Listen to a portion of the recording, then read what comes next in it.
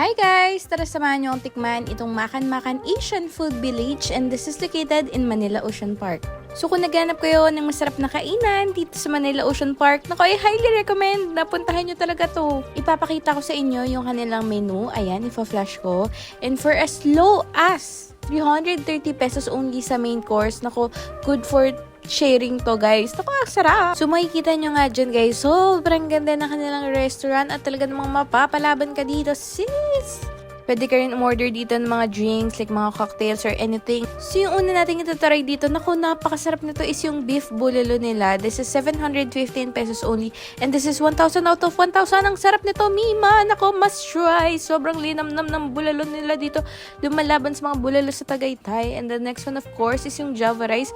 55 pesos only, guys. Feeling ko good for tutong kanin na to. At sobrang perfect talaga niya sa bulalo. Naku, kapag napadayo kayo dito sa Manila Ocean Park, naku,